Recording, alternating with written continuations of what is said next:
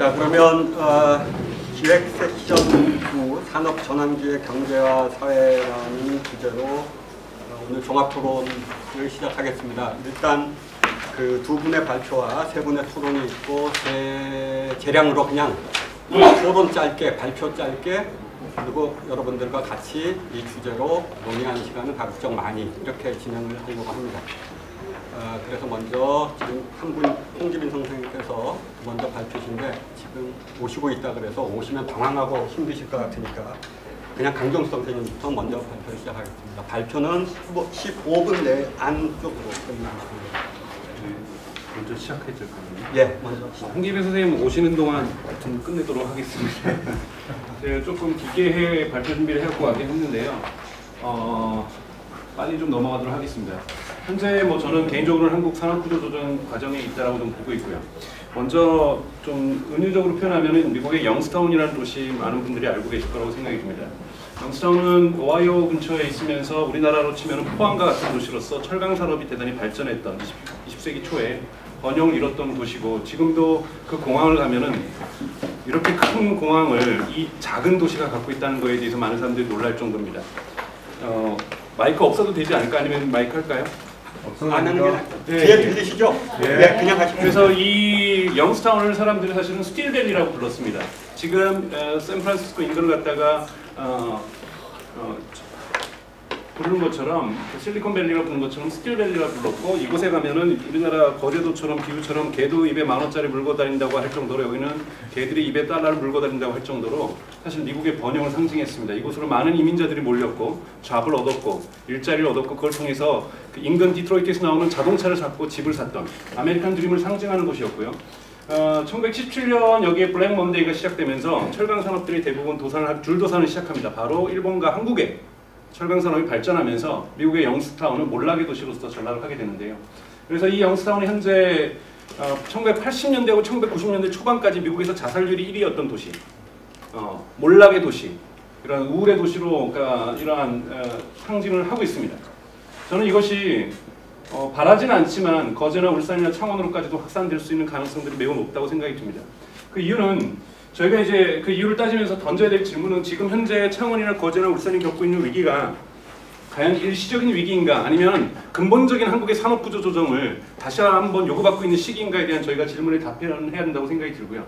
그런 면에서 요즘 계속해서 조선산업의 구조조정을 얘기하고 중국과 한국의 어떠한 조선산업의 격차를 얘기하고 있는데요. 유가가 내려가서 산유국들이 돈이 없어서 조선산업에 대한 물량이 없었다고 얘기하지만, 사실은 올해 상반기로 보면은 한국 114가 중국을 수주 물량이라면 한국은 17.1, 그러니까 대단히 큰 격차로 중국이 앞서가고 있다는 것을 여전히 볼 수 있고요. 두 번째 지금 이슈가 되는 문제가 이제 중국 공장의 자동화라고 볼 수 있습니다. 폭스콘 물론 대만 기업이지만 현재 약 30%의 공장을 자동화시켰습니다. 그러니까 우리가 폭스콘으로 우리가 알고 있는 것은 대단히 낮은 인건비로 노동자들의 시위와 라이엇이 일어나는 곳으로 저희가 기억하고 있는데, 이렇게 낮은 인건비로 우리가 기억하고 있는 폭스콘마저도 약 지금 현재 30%까지 공장 자동화가 이루어지고 있다는 거고요. 그 이유는 바로 이런 것들이죠. 그러니까 아디다스가 독일로 중국에 있는 신발 공장을 이전하기로 결정했습니다. 중국은 세계의 굴뚝이라는 표현을, 공장이라는 어떠한 상징성을 가지고 있습니다. 유럽이나 미국 기업들, 그리고 일본, 한국 기업들이 저가 노동력, 그리고 물론 두 번째 이유는 가장 큰 시장에 인접하기 위해서 공장을 중국으로 이전했지만, 굳이 저가 인건비에 의존할 필요가 없어지자 이들이 공장 자동화라는 그 부분들의 어떤 구현도가 높아지면서 다시 미국으로, 유럽으로, 일본으로, 한국으로 공장을 가져가고 있는 것에 대해서 중국 정부가 대단히 위협을 느끼고 있다는 것. 이러한 부분에 대해서는 작년에 나왔던 로버츠 앳 워크라는 미국 정부에서 위탁을 해줬던 보고서입니다. 즉 공장 자동화가 어느 정도 진행되고 있는가에 대한 보고서에서 자동화 압력이 전 세계에서 가장 센 나라가 중국이라고 표현하고 있습니다. 그 이유는 바로 이렇게 인건비는 둘째 문제고 자국의 일자리는 둘째 문제고, 세계의 공장으로서의 상징을 잃어버리는 것을 중국 정부가 두려워하면서 아예 공장을 가져갈 바에야 우리가 먼저 자동화해서 여기다 두라는 것, 이런 요구를 하기 위해서 사실은 공장 자동화 압력이 가장 높은 것을 중국이라고 얘기를 하고 있습니다. 전기차 시장도 마찬가지죠. 지금 인도라든지 또는 노르웨이나 네덜란드 같은 경우는 법제화를 통해서 아예 화석연료를 연료로 하는 화석을 연료로 하는 자동차의 어떠한 내연기관으로 작동되는 자동차를 금지시키는 법안들이 준비되고 있고, 최근에 독일도 2030년부터 내연기관 자동차를 금지하는, 아직까지 결정된 것은 아닙니다만 시도되고 있습니다. 전기자동차가 전면화될 경우에는 환경의 불평등을 보통 낳는다고 합니다. 서울 시내에 만약에 전기자동차만 다닐 수 있다면 여기에 전기자동차에 전기를 공급하기 위해서 원자력 발전소, 한국같이 재생에너지가 발전하지 않은 나라에서는 원자력 발전소가 더 지어져야 되고, 이것은 지역과 서울에 있어서의 환경 불평등을 낳을 수 있다라고도 얘기를 하고 있습니다만, 그것은 원칙적인 문제고요. 시장은 전기차로 가고 있다는 거죠. 독일이, 인도가, 그리고 네덜란드하고 노르웨이가 법제를 시도하고 있다는 것. 근데 이 중국 시장 또한 지금 전기차로 가기 시작하고 있습니다. 이 파란색 곡선이 중국 자동차 시장의 규모입니다. 이 검은색이 미국이고요. 2008년에 미국과 중국이 동일화되면서 지금 현재로서는 중국 자동차 시장의 규모는 미국과 일본과 독일을 합친 것보다 큽니다. 즉 중국이 결정하면은 전 세계 자동차 시장은 그리로 갈 수밖에 없다는 거고, 중국은 최근에 전기자동차로 가겠다라고, 그래서 종단하는 것은 불가능해도 횡단하는 데 있어서 전기 충전소가 없어서 자동차가 못 가는 일을 없게 하겠다는, 해서 480만 개의 전기 충전소를 지금 건설할 것을 발표하고 있습니다. 중국 정부는. 그러니까 중국이 전기 자동차로 가고 있는 거죠. 그리고 또 하나 이제 이 부분에서 또 한국이 과연 준비하고 있는가, 전기 자동차 시대를, 저는 매우 뒤쳐져 있다고 생각이 들고, 그것은 대단히 구조적인 원인을 갖고 있다고 생각이 들고요. 디지털 경제 부분에서도 최근에 중국을 갔다 왔던, 물론 이제 서구 저널리스트의 시각입니다만, 베이징을 예를 들면 제2의 실리콘밸리로서 성장, 아니면 실리콘밸리를 오히려 앞질 것 도시라고 얘기를 하고 있는데, 거기서 묘사했던 단어 중에 익스트림 컴페티션이라는 단어가 있습니다. 극단적인 경쟁이 진행되고 있는 중국과 신천이라든지 이런 부분에서 시장의 이노베이션들이 일어나고 있다는 것들, 이러면서 중국의 경쟁력이, 제가 말씀드리고 싶은 것은 단순히 저가 인건비로서 또는 큰 시장으로서만 가치 있는 것이 아니라 이미 생산성에 있어서 한국을 앞서가고 있다는 부분이고요.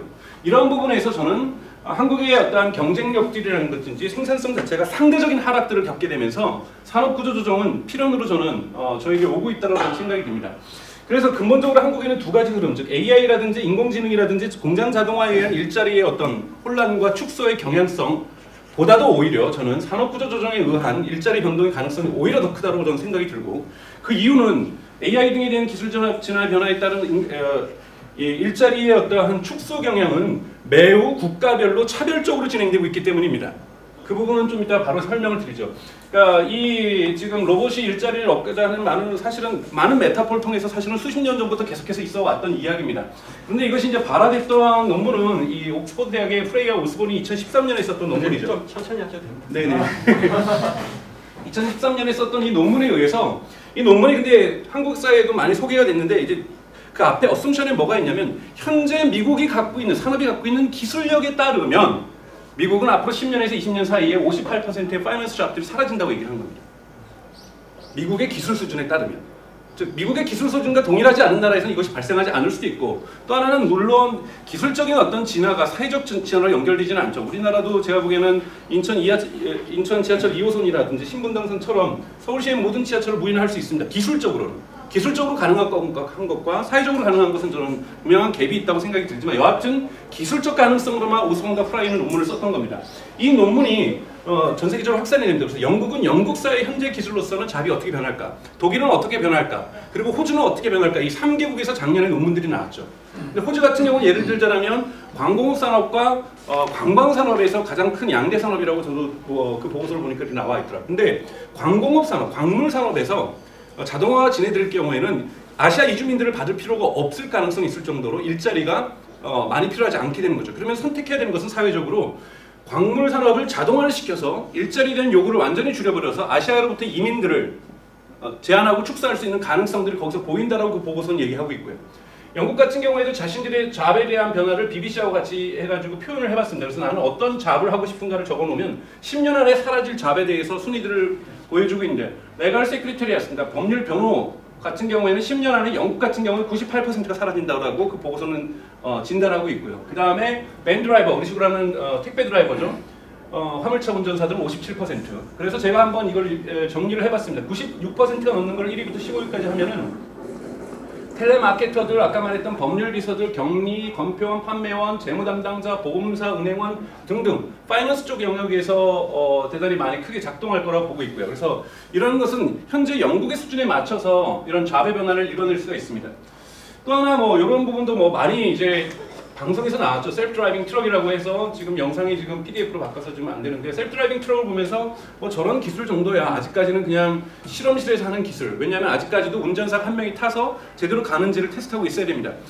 그런데 이거는 제도적으로 볼 때 우리가 주의해야 될 것은, 유럽에서 독일에서 출발한 트럭이 포르투갈을 향해 가거나 덴마크에서 출발한 트럭이 이탈리아를 향해서 갈 때는 반드시 운전사가 2명이 타야 됩니다. 유럽은 법제적으로 5시간 30분 이상을 한 명의 운전자가 운전할 수 없게 해놨어요. 그래서 이런 장거리 운전자는 항상 2명이 탑니다. 미국도 마찬가지로 동부에서 시작한 트럭이 서부로 갈 때, 서부에서 트럭이 동부로 갈 때는 반드시 2명이 타게 되어 있습니다. 미국은 9시간이더라고요. 그렇기 때문에 9시간이 넘는 주행거리를 갖고 있는 트럭의 주행은 반드시 2명이 타야 되는데, 이것은 당장에 있어서 그러니까 트럭 드라이버를 2명의 니즈를 1명으로 바꿔버리는 겁니다. 과거 1950년대 여객기가 4명의 운전사가 필요했지만, 지금은 에어버스가 나온 그 대형 비행기에도 2명밖에 필요 없는 것처럼, 전체적으로 이것이 무인 비행기가 돼서 자동화가 되는 것이 아니라 4명이 하던 것을 2명이 하는 거고, 2명이 하는 것을 1명 하게 된다면 50%의 그러니까 일자리가 미국 같은 경우나 유럽 같은 경우에는 바로 삭감될 수가 있는, 사라질 수가 있는 거죠. 이 표는 미국의 NPR에서 지금 작성한 건데요. 각 주마다 가장 많은 일자리를 갖고 있는 직군이 무엇인가? 라고 했을 때 이 북부 지역 같은 경우 파머가 나오는 거고, 여기는 뭐 소프트웨어 디벨로퍼가 있는데요. 지금 이렇게 보이는 이 초록색에 가까운 이 색깔, 연두색들 다 트럭 드라이버입니다. 미국에서 각 주에서 가장 일자리가 많은 직군은 트럭 드라이버라는 거죠. 이 트럭 드라이버가 당장에 50%가 사라질 수 있는 위험, 자동화의 기술이 그 정도까지는 가 있다라고 볼 수 있고, 그들이 먹고 마시는 각종 음식점들, 그들이 잠을 자는 호텔들, 숙소들, 이런 것까지도 경제적인 위축을 받을 수 있다는 것이 매우 임박한 현실적인 기술 가능성으로 볼 수 있습니다. 그리고 이제 아마존 같은 경우는 안티시페이터리 쉬핑이라는 걸 하죠. 강정수가 뉴욕에 살면서 내일 A라는 물건을 주문할 가능성이 70%면 오늘 벌써 그 물건을 배달을 시작합니다. 이런 안티시페이터리 쉬핑이라는, 그러니까 일종의 인공지능을 이용하는, 알고리즘을 이용하는 어떤 쉬핑 기술이 발전하고 있는 거고요. 또 하나가 여기도 이제 동영상인데, 이제 넘어가면 키바 시스템이라고 해서 미국의 이제 웨어하우스들 또는 풀필먼트들, 즉 물류센터에 요즘 자동화가 완전히 작년 헐리데이 시즌부터 한 1년 됐습니다. 이루어지고 있습니다. 그래서 사람은 가만히 있어도 이 로봇이죠. 이 로봇이 제가 6개의 물건을 싸야 되면은 제가 물건을 가져오는 것이 아니라 저는 가만히 있으면은 저 키바라는 로봇이 물건을 갖다 주게 돼 있죠. 근데 뭐 이렇게 포장하는 것도 저는 곧 사라질 거라고 보고 있는데요. 문제는 이걸 통해서 어떤 현상이 일어나냐면, 뭐 코스트 세이빙 효과는 20%지만 인벤토리 효과가 50%가 증가하게 됩니다.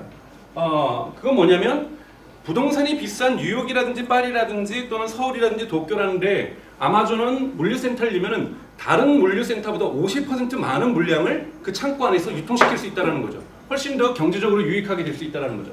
이러한 자동화, 그리고 아까 말했던 안티시페이터리 쉬핑 같은 인공지능에 의한 어떤 예측, 주문 예측, 이런 것들이 무엇을 만들어내냐면, 요즘 프라임 나우, 지금 뉴욕하고 파리하고 동경하고 런던하고 지금 한 4개 도시 정도에서 하고 있죠. 2hour 딜리버리입니다. 맥스. 그러니까 2hour 딜리버리를 우리나라처럼 저가의 인건비로 누르고 눌러서 짜내서 어떤 고효를 짜내서 만들어내는 것이 아니라, 인공지능과 로봇화와 자동화에 의해서 2hour 딜리버리를 구현시키고 있는 거죠. 거꾸로 제가 말씀드리고 싶은 것은, 과연 그렇다면 아마존이 11번가는 그래도 한미동맹국가의 어떤 기업이니까 우리 한번 11번가랑 이 기술을 나눌까? 저는 이런 기술을 나누는 일들은 일어나지 않을 거라는 겁니다. 그러니까 뭐 보스턴 다이나믹스가 우리 이제 구글에 있다가 지금 뭐 토요타로 넘어간다고 얘기를 들었는데요. 또 미국에 있는 이 군사연구소 중에 하나죠. 여기는 기본적으로 군인을 대체하는 기술입니다. 우리가 이 그림들 많이 보셨을 텐데요. 즉 A라는 전투 지역에서 식량이나 탄약이 떨어졌을 때 그것을 운반하는 로봇을 미국 국방성에서 주문을 줬던 거고, 지금 현재 계약이 잘 안 되는 이유는 너무 소리가 커가지고 적에게 걸리기 때문에 뭐 이런 얘기를 하고 있습니다. 또 하나는 뭐 미국의 공군 전투기, 즉 2025년까지 미국 공군은 약 3분의 1의 공군 전투기를 드론으로 대체하겠다는 계획을 발표하고 있습니다. 공군을 보통 공군 조종사를 육성하는데 미국도 6년이 보통 평균 걸립니다. 근데 이 드론 OS에는 조종사는 6개월이면 완성됩니다. 그리고 한 명이 보통 4대에서 맥스까지는 5대까지 조종합니다. 즉 한 명이 6년에 걸려서 생산되는 노동자도, 그러니까 우리가 군인도 노동자로 본다면 그 일자리가 매우 적은 육성 기간을 통해서 다수의 비행기를 동시에 조종하는 이러한 일들로 진행되는 것. 그리고 올해 초에 처음으로 미국은 무인 군함을 띄워서 지금 대서양에 패트롤을 시키고 있죠. 잠수함을 스스로 디텍션 해가지고 스스로 공격하는 이러한 패턴들이 진행되거나 또는 뭐 요즘 한국 사회에서 말하는 알고리즘 뭐 저널리즘 또는 로봇 저널리즘이라고 하는 것들, 뭐 노스웨스턴 유니버시티에 있는 학생들 4명이서 했던 작업들이죠. 이것이 처음에 몽키, 원숭이를 상대하는 스태츠 몽키에서 내러티브 사이언스로 미국 CIA가 투자했죠. 이런 기술을 전하는 것, 독일 같은 경우는 최근에 일기예보는 로봇이 쓰기 시작했습니다. 한국도 최근에 누가 어느 회사에서 발표했죠. 우리나라의 연예 기사들 충격, 어쩌면 이럴 수가, 그녀가 디테일 뭐 이런 것도 이제 로봇 기술을 하겠다라고 최근에 어떤 기업이 발표했는데 충분히 가능하다고 봅니다. 전통적인 인터뷰라든지 신청 기사를 로봇이 대체하는 것이 아니라 이런 단순 팩트에 기초한 어떤 기사 패턴들은 알고리즘에 의해서 작성이 가능하다고 보고 있고요. 또 하나 진행되고 있는 것이 이제 하이 프리퀀시 트레이딩. 주식 거래 약 미국 같은 경우는 현재 2009년 기준입니다. 2009년 기준의 80%를 인간의 결제 없이 사고 파는 것을 다 알고리즘이 스스로 하고 있습니다. 그래서 시티방크의 JP모건의 골드만삭스의 알고리즘이 스스로 전쟁하면서 이뤄내고 있죠. 한국은 약 지금 뭐 4%에서 6% 정도 선물 시장에서 이루어지고 있는데 이것을 만약에 우리가 수입하고 운영할 수 있다면 지금 여의도에 있는 직군들은 다 사라질 수 있습니다. 저희는 이거 안 하는 거죠. 그 안 하는 이유는 저는 사회적 이유라고 생각합니다. 기술적 이유도 있지만 사회적으로 그것을 노조는 저는 받아들이지 않을 거라고 보고 있고 임원들도 받아들이지 않을 겁니다. 자기의 직책이 날아갈 수밖에 없기 때문이죠. 그 다음에 이제 뭐 한국에도 이제 하도가 됐던 이런 로 인텔리전스, 미국 같은 경우에는 이제 판례법이기 때문에 현재 미국과 영국 같은 경우 모든 판례가 전산화되면서 A라는 사건을 집어이면은 일리노이에서, 캘리포니아주에서, 뉴욕주에서 이것이 유죄받을 확률이 몇 %인지 어떤 레퍼런스에 의해서 되는지를 갖다가 자동으로 분석해서 내는데 3초 걸립니다. 우리가 하버드의 공부벌애들 이런 영화에 보면은 그 레퍼런스 찾기 위해서 도서관에서 머리 찢었다가 뭐 축구하다가 막 유레카 외치는 이런 것들은 사실은 이제 아웃 오브 데이트가 되는 거라고 볼 수 있습니다. 이러한 문제가 근본적으로 갖고 있는 것은 저는 일자리의 축소는 물론 논쟁거리는 있습니다. 과연 일자리가 축소되는 것에 의해서 만들어진 속도도 만들어지기도 하기 때문에 과연 5분 남았다고요? 넘었으니까 빨리 5분 안에.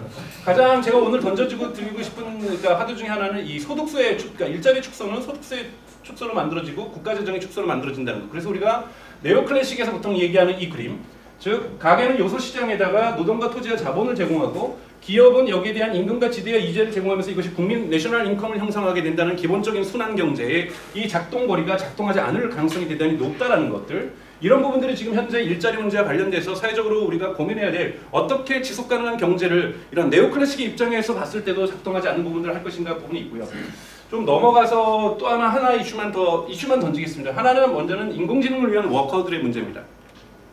알고리즘은 데이터를 먹고 산다고 생각하는데 이 리캡차 기술, 예를 들면 우리가 구글이나 페이스북에서 비밀번호 잊어버렸을 때 M자인지 대문자 M자인지 이렇게 집어있는 것, 우리는 이걸 외주주지만 미국 같은 경우에는 직접 작성해서 실제로 셀프 드라이빙 카가 지나가면서 앞에 있는 번호판들이라든지 그 도시의 번호판을 읽는 것, 우리가 학습시키고 있죠. 이들의 노동 문제가 지금 대단히 크게 구글도 컬러튜레이터라든지 또는 아마존의 메카니컬 터, 여기에 지금 일하고 있는 사람들이 보통 2011년 기준 50만 명입니다. 시간당 $2 받습니다. 데이터에 어떠한 인공지능을 학습시켜주는 이 워커들이죠. 이 부분이 지금 사회 문제가 돼서 계속해서 논쟁이 되는 것. 이건 페터 라인하이트가 그린 그림이죠. 앞으로 일자리가 어떻게 구성되느냐? 바로 이러한 지금까지 전통적으로 인간이 하던 일자리가 계속해서 축소되는데 로봇에 의해서 파란색이 축소되는 거라면 실질적으로 이 빨간색, 즉 로봇을 교육시켜주는 시간당 $2짜리 일자리가 계속해서 큰 폭으로 증가하고 있고 계속 유지될 거라는 것. 이것이 요즘 나오는 미국에서 논쟁되고 있는 긱 이코노미의 가장 핵심적인 표현이라고 생각이 들고요. 그래서 이란이 같은 경우에는 가동하는 노동을 대체하는 것이 아니라 디스플레이스 한다라고 얘기를 하고 있습니다. 이 부분이 있고 제가 테크니컬 갭 동에서 마지막으로 말씀드리고 싶은 하나의 이슈가 AI 갭입니다. AI는 윈터라는 것이 있었습니다. 70년대, 80년대 아무리 얘기해도 제대로 되지 않았죠. 그런데 뉴욕타임즈는 2005년에 AI의 봄이 오고 있다고 얘기를 합니다. 근데 이것은 정부나 대학 교육기관이 이번에 이끌고 있는 것이 아니라 기업이 이끌고 있다는 거죠. 즉 돈을 벌 수 있다는 겁니다. AI 기술들이. 이런 부분과 관련돼서 중요한 포인트에 나왔던 이코노미스트 길이 올해 4월에 있었습니다. 영국의 이코노미스트 뭐라고 했냐면 맨하탄 프로젝트가 지금 진행되고 있다. 그러니까 맨하탄 프로젝트는 독일의 과학자, 프랑스의 과학자, 영국의 과학자, 캐나다의 과학자들 미국 맨하탄에 모아가지고 원자력 폭탄을 연구하게 해가지고 실제로 원자력 폭탄을 만들어냈던 프로젝트를 우리가 맨하탄 프로젝트로 알고 있습니다. AI도 유사한 프로젝트가 진행되고 있다는 것. 그래서 전 세계의 학자들이 지금 미국 기업으로 가고 있는데 대표적으로 2015년 바이두가 물론 껴있지만 이 4개 기업에서 AI 인력을 갖다 매입하는데 $85억, 즉 우리나라 10조 썼습니다. 대단히 빠른 속도로 가져가고 있고 유럽이나 이런 데 연구소들이 계속해서 만들어지고 있는 것들, 이 갭이 계속해서 벌어지는 부분들이 중요한 쟁점이 아닌가라고 생각이 들어서 마지막으로 요약하면은 AI 갭의 문제들, 그다음에 이 인공지능을 먹여 살리는 이 워커들의 문제들, 대단히 비인간적인 조건에서 일하는 요즘 나오는 긱 이코노미의 문제들, 그리고 하나는 계속해서 일자리가 줄어들 경우에 있어서 이러한 기본적인 지속 가능한 사회를 어떻게 만들어낼 것인가. 그런데 한국에서는 저는 지금 4차 산업혁명 대단히 이렇게 유행처럼 진행되고 있지만 근본적으로 우리가 봐야 될 것들은 오히려 지금 산업구조 조정들이 더욱더 가세하게 이루어지고 있으면서 일자리 위협들이 저는 중국과의 경쟁력들을 매우 빠른 속도로 잃어버리고 있는 부분도 또 하나 일자리 문제가 아닌가라고 생각이 듭니다. 죄송합니다. 네.